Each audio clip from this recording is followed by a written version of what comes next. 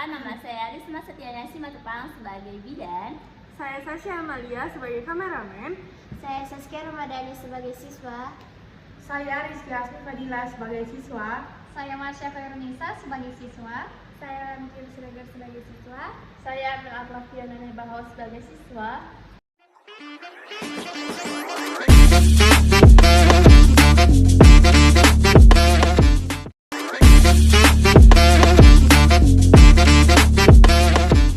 Happy watching! Bye-bye. Semua. Halo Ibu. Perkenalkan, nama saya Bidan Risma Setianyasi Matupang. Boleh nggak nih kenalan dengan adik-adik semua? Boleh Bu. Adik, namanya siapa?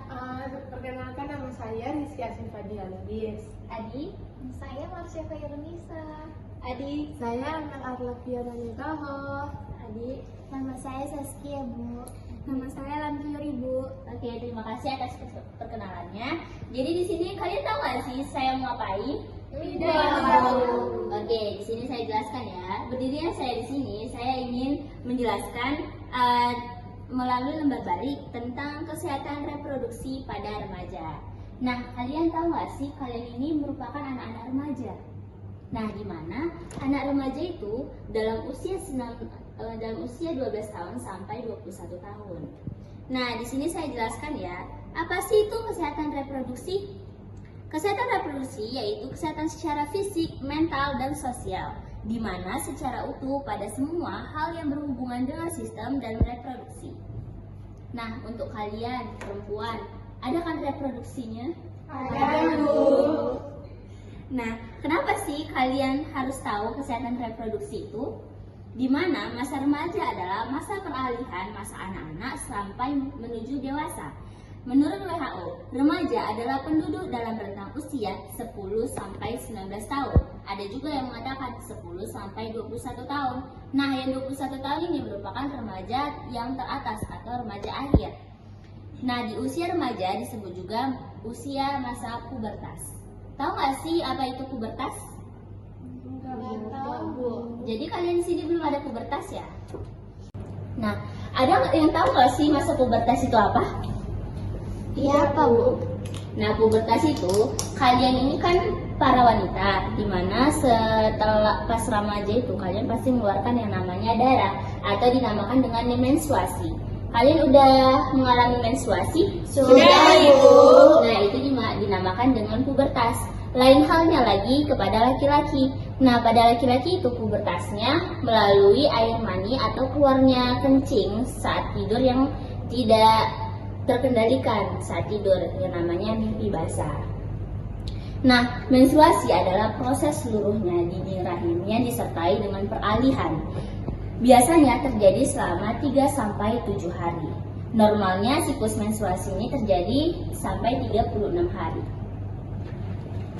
Lanjut. Nah, di sini ada fase menstruasi. Bagi adik-adik yang masa remaja ini harus mengetahui fase menstruasi. Di mana fase pertama itu yaitu yang pertama menstruasi dari 1 sampai 5 hari. Lalu yang ke-6 harinya sampai 14 hari itu adik-adik lagi mengalami fase folikular fase. Lalu setelah 14 hari sampai 19 hari dinamakan dengan ovulase fase. Selanjutnya yang ke-20 hari sampai 28 hari dinamakan dengan luteal fase. Jadi ini merupakan fase-fase yang dialami dengan rahim kalian. Ada 4 fasenya yaitu menstruasi, folikular fase, ovulasi fase, dan luteal fase. Kalian memang nggak mengetahui hal ini terjadi, tapi rahim kalian sedang bekerja untuk mempersiapkan menstruasi tadi. Itu ya Bu. Nah, selanjutnya mimpi basah. Tahu nggak sih itu mimpi basah itu apa? Tidak Bu. Nah, mimpi basah itu yaitu keluarnya cairan sperma secara tidak sengaja saat tidur. Ini bukan cairan sperma yang seutuhnya ya, tapi ini dicampur dengan air mani laki-laki tersebut yang sedang tidur. Jadi nggak sepenuhnya itu sperma. Selanjutnya, kalian yang lagi menstruasi ini pasti keluarnya darah itu kan, pasti kalian sedang mengalami yang namanya capek, pusing, pegal. Itu hati-hati, itu dinamakan dengan anemia. Jadi di sini kita harus menjaga tidak terjadinya anemia pada usia-usia kalian ini melalui isi piringku. Tahu nggak sih isi piringku apa? Nggak tahu. Oke, jadi kan kalian ini kan anak-anak kan. Biasalah anak-anak sekolah yang pulang sekolah atau pergi sekolah ada jajan bakso, pasti kalian beli bersaus.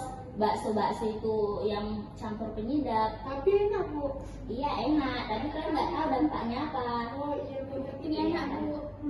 Oke, jadi ini isi piringku. Gimana?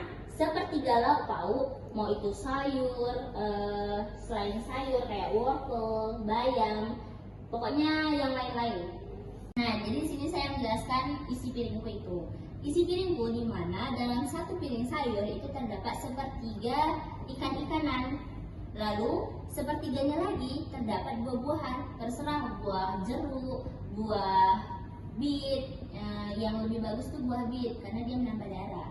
Lalu lanjut 2/3 sayuran, terserah sayur bayam, kangkung.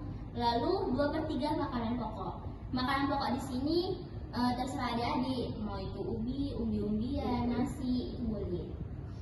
Selanjutnya, nah sebelum saya kesini, adik-adik kayaknya pada nggak fokus nih. Mau nggak sih saya kasih yel-yel? Mau. Oke, semuanya boleh berdiri dong. Izin Bu, Iya. mau nanya. Tadi kan Ibu bilang ada infeksi jamur. Kalau keputihan itu dia termasuk infeksi jamur juga nggak?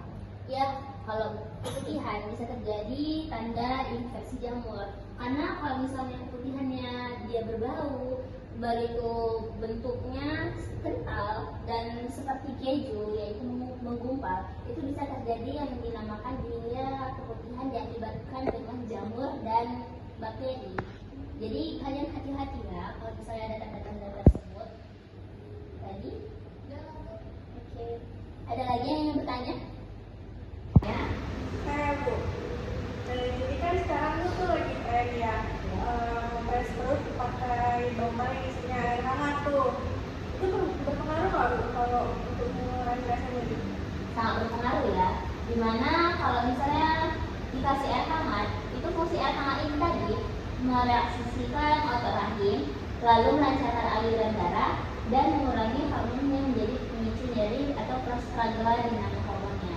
Jadi rahim kalian itu kan kalau lagi menstruasi itu kan lagi bekerja, dimana adanya peluruhan darah yang keluar dari vagina. Nah itu sangat nyeri. Nah kalau dikasih sama air hangat atau air hangat di dalam botol itu bisa meringankan rasa nyerinya.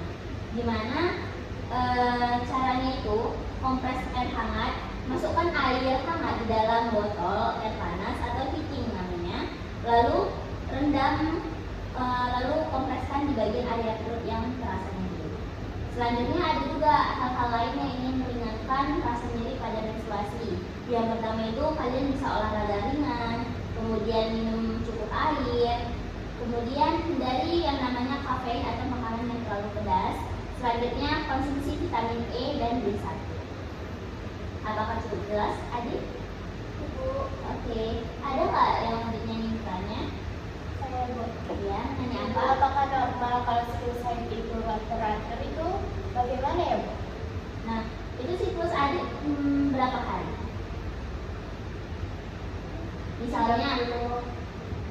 Misalnya kalau 35 ya. Nah, seperti yang tadi saya jelaskan itu kan di awal siklus haid itu 26 sampai 36 hari. Kalau misalnya ada 35 hari siklusnya itu masih normal. Nah, ini juga tergantung sebenarnya siklus, tergantung. Kalau misalnya itu siklusnya terus 35 hari atau ada sampai 2 bulan, bahkan lebih dari 3 bulan. Ada Bu. Ada. Oh, haid bisa teratur tidak teratur ini kadang bisa menjadi faktor normal, tapi kalau misalnya siklusnya terlalu jauh, lebih dari 35 hari atau lebih dari 3 bulan, itu sangat berpengaruh ya, Dek. Jadi saran saya, kamu konsultasikan ke dokter.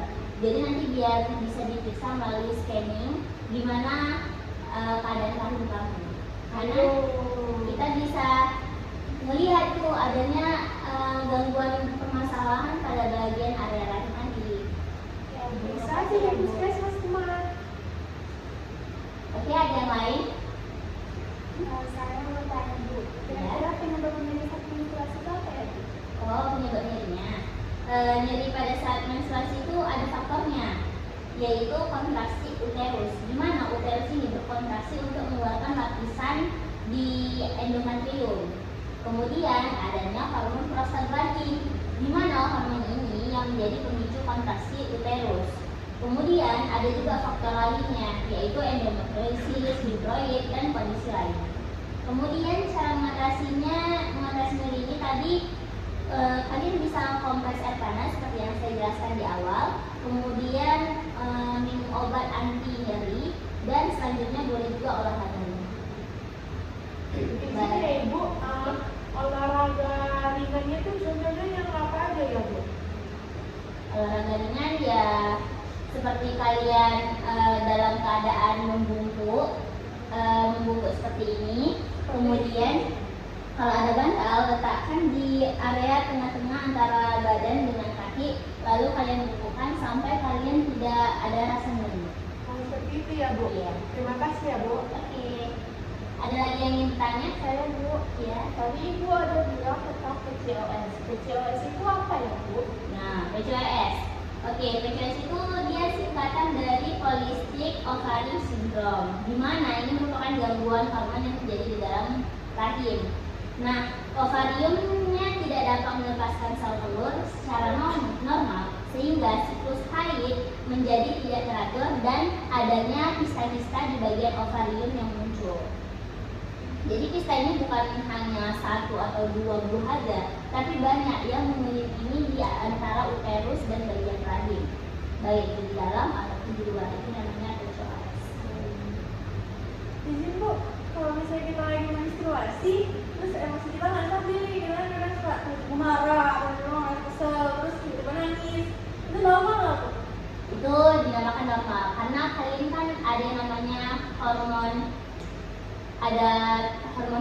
yang mengganggu yang bersiklus terjadinya menstruasi. Jadi emosi atau bawaan kita itu bisa terjadi di Jadi luar karena badan. perubahan hormon ya Bu? Iya. Jadi penjelasan-penjelasan yang tadi saya jelaskan, kalian yaitu bisa jangan makan makanan sembarangan, kemudian ganti celana dalam kalian dalam waktu sehari 3 kali, kemudian jaga kesehatan reproduksi kalian ya.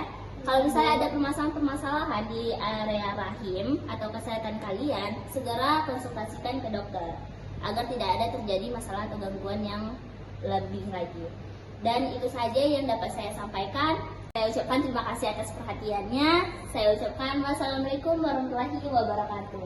Waalaikumsalam warahmatullahi wabarakatuh. Terima kasih ya Bu. Iya. Boleh dokumentasi kita Bu? Boleh? Oh, kita Ya.